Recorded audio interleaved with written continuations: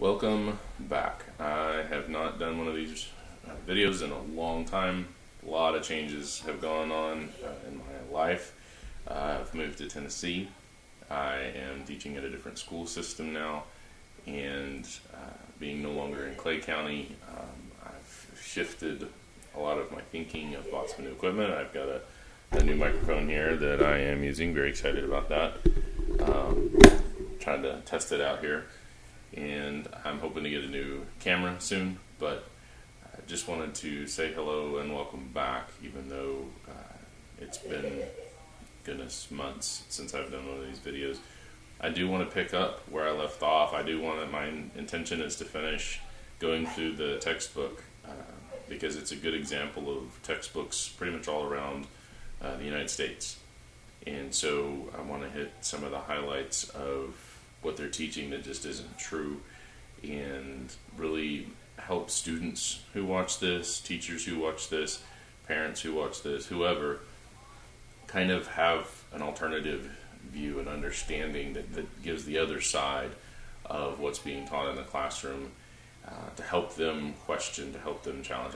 That's the mark of a good scientist, is somebody who is not just accepting what they're told, but questioning, being skeptical, trying to dig down deeper and try to find what the real answers are, what the real, what reality is. That's what science is about, is discovering reality, to know the truth. And want to bring us back to that idea of truth real quick. If you've been watching recently through all my videos, this is going to seem kind of weird because for you watched video 31 here recently, and here I am doing 32, but there's just been this long span of time in between. So for me, it's a good review. There is such a thing as objective truth, the idea that the universe exists a certain way, that there are laws that can be known. That's what truth is that there's this reality, and how we perceive that reality, we can come to know those truths. But sometimes the perception that we have is colored by our biases, and we tend to read things into what we see because we've already got a conclusion that we want, and that's not good science. So what we're trying to do here is examine what is presented to us in the classroom in the freshman biology textbook. This is from Clay County, Florida, just south of Jacksonville. And what we're trying to do is examine what they present in the classroom and question it, and show that a lot of what they are presenting is based on hopes and dreams. They've got this conclusion that isn't really founded on any kind of solid foundation whatsoever. It's not founded on data. It's founded on, I want this to be true, and so this is how we're going to interpret all the data. So what we're dealing with today, the last video was on pages 294 and 295, dealt with turtles and finches and jaguars. Today we're going to talk a little bit about pandas, and hopefully it's not going to be too long.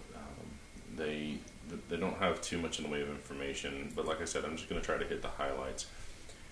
At the top of page 296, they have a data analysis chart, and they talk about mice running faster. And what I find amusing about this, especially in terms of our discussion, is that they artificially selected. And artificial selection, what we would call breeding, it's been around for a very long time. Not a problem, but artificial selection is exactly in contrast to the idea of natural selection. And so it doesn't demonstrate evolution the way that they want us to believe evolution happens. It goes in the direct opposite direction of that. It's man, it's mind, it's something with intelligence making choices and wanting a particular outcome.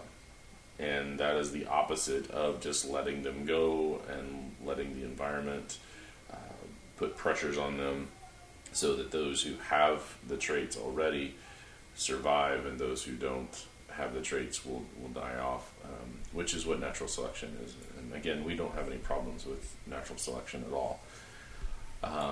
But what's really fun is right below that in the main text, it talks about the main idea: natural selection acts on existing variation. Well, yes, that's what we've been saying this whole time. Natural selection is based on the genetic information that's already there. And they even go so far as to say new alleles, that's the genes, the genetic material, are not made by natural selection. That's incredibly powerful. It removes the idea of natural selection as a causal force in evolution. Natural selection is not what causes evolution. And so we remove, according to this textbook, we remove the idea of natural selection from, okay, evolution happens because of natural selection. No, it doesn't. They admit that new alleles are not made by it, and so we cannot get from rocks to man, we cannot get from the prebiotic soup, just a bunch of chemicals, to the diversity and complexity of life that we have today by natural selection. That's not how it works. And I agree 100% with this. But they go on to say that it says new alleles are not made by natural selection, they occur by genetic mutations. So all of their eggs are now in the basket of genetic mutation. Unfortunately, that's all they say about it on these 2 pages. So we will actually have to wait to get to the idea of genetic mutation later in the textbook, but what they do is they assert it here, and then the minds of the kids that are studying this, they're like, oh, genetic mutations, yeah, of course. So that's what causes the change in the genes, so we'll just accept that. Now let's go back to studying natural selection. So they've made the assertion, the kids are required to accept it without any kind of evidence or support, and then now we move on with studying natural selection a little bit more. But we're going to bring back this idea of, okay, genetic mutation is supposed to have caused this or whatever. So they talk a little bit more about finches at the bottom. I'm not going to belabor the point of finches. It deals with the seeds and the changes and stuff. Most of the paragraph at the bottom of the page is just it's limited observation. It's things that don't really, because we're talking about natural selection now, so we're not talking about evolution anymore. We're just talking about genetic material that's already there. So it's not really relevant anymore based on what the text has already told us. So we're going to go ahead and move on to the next page, which is page 297 and pandas. So again, they say Darwin's theory predicted. It's not a theory, it's a hypothesis. Hypothesis predict. Okay, so to say that Darwin's theory, they're already jumping it up. They keep pushing this idea of theory when they haven't established that evolution is actual reality. They haven't, remember that David Campbell said in his speech to the board that theory is fact. Well, no, it's not. And theory, even correctly understood, is only a hypothesis that hasn't been proven false yet. And it's got a little bit of data that's been collected relating to the hypothesis. And so the limited data that they have related to the hypothesis that they've made, they're making it into this huge monstrosity that makes all of these predictions and stuff. Well, what is Darwin's hypothesis? What was the original hypothesis that rocks to man evolution? Okay, well now show us the genetic change. Show us the mutation that arrives at what was predicted. Because if you can't show us that, all you're doing is you're asserting that this somehow relates, and the kids just kind of soak it up, and then now they've been taught a doctrine, and they believe the religious dogma of the atheistic evolution. So Darwin's hypothesis, is what it should say, predicted exactly what they observed about the finches, a trait that was already in the population. Well, then that's not evolution.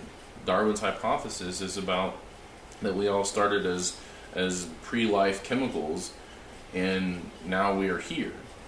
That's the hypothesis of evolution. You can't have his hypothesis predict something and then say a trait that was already in the population became favorable for survival. That's not what his hypothesis was. So, and I encourage you, go back and read Darwin's book, because you'll find that what's being presented in the textbook is not what Darwin was really going for. That's not where he was coming from. That's not what he was going to. So, but anyway, a trait that was already in the population became favorable for survival because of a change in the environment, and thus was passed on to future generations. But it's been passed on before. The genetic material was already there. So it has been passed on for as long as there has been that creature. And so we just assume that there's somehow this genetic arrival, this mutation that appeared within the population, but we don't talk about that. And then it got passed on until it was needed because of environmental pressures. But they don't go into all of those details. They just say a trait that was already in the population. Great, that's not evolution. You aren't talking about evolution, you're talking about adaptation, and it still finches. So it says, as an environment changes, different traits will become beneficial. The numbers of large-beaked finches on this island kept rising until 1984 when the seeds went down after an unusually wet period, and then they went back to the small beaks. Well, guess what? The small beaks were still part of the genetic information. Adaptation occurred again, and you don't have evolution. That's not evolution. You have genetic material that's already present, rises and falls as the environment changes, but it's still there. The genetic information is still there. You just have dominant. It goes back to the idea of the moths, which they faked anyways, the dark moths versus the light moths. The genetic information was still there. It's just you had a very small number of light-colored moths, and you had a very large number of dark-colored moths during the era of pollution and whatnot. So they aren't giving us evolution here. They're just talking about natural selection, and natural selection only works on information that's already present. So we're not even really covering anything important here. Adaptations as compromises. One mistake people make about natural selection is to think that adaptive characteristics passed down over a long time, see, they're still there, result in individuals that are perfectly suited to their surroundings. This is not the case. For example, some structures may take on new functions. Pandas have a structure in the wrist that act like a thumb. As pandas eat bamboo shoots, they hold the shoots as you would hold a carrot. However, a close look at the paw reveals that it has 6 digits, 5 digits that resemble your fingers plus a small thumb-like structure. That's not a digit. It's not a thumb. It's just an extension of the wrist. So they're playing very fast and loose with their terminology here. So anyway, the panda's thumb, in quotes, shown in Figure 3.3 is actually an enlarged wrist bone. The ancestors of today's pandas had 5 full digits like today's bear. Oh yeah, you're just going to throw that assertion out there? The ancestors of today's pandas? Where are those? How do we know anything about them? Give us some information. Don't just assert it so the kids just have to soak it up because you told them so. Go look at some of the articles about, the scientific articles about what they assert are the panda's ancestors. They use terms like may have and could have, and they look at the genetic information and it's just, we don't really know, but we think. We are certain because this is what we want to be true. And so when they throw out all of this mountain of assertion without actual evidence, it's a house of cards.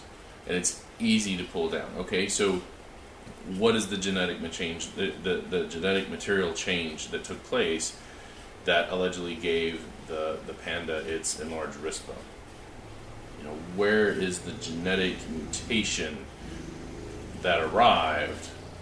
Where is that in any kind of historical record or anything that allows us to come to a conclusion based on evidence? They don't have it. It isn't there. They just have started with the idea that evolution is true, therefore a panda must have had a non-panda ancestor, and so that they just throw this out. And so that is the flaw in the whole presentation.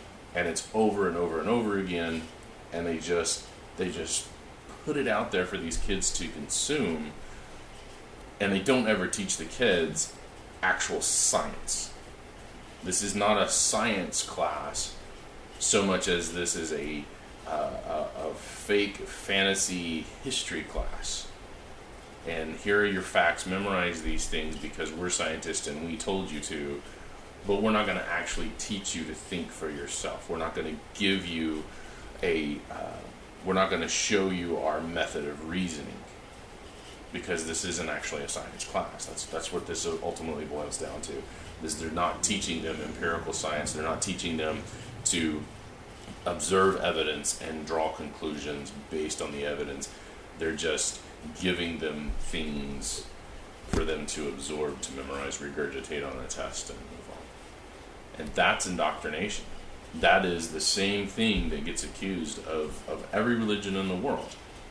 Now, I don't particularly have a problem with indoctrination in terms of teaching. A parent indoctrinates their children in the culture that they were raised in. So I'm from Texas. I'm going to teach my kids that Texas is awesome. Everything's bigger in Texas, that kind of stuff. That's a type of indoctrination. It just means a teaching. Where I have a problem is when the schools hide indoctrination and call it education. Education is about teaching students how to learn. And we're not doing that. We're not teaching our students how to learn.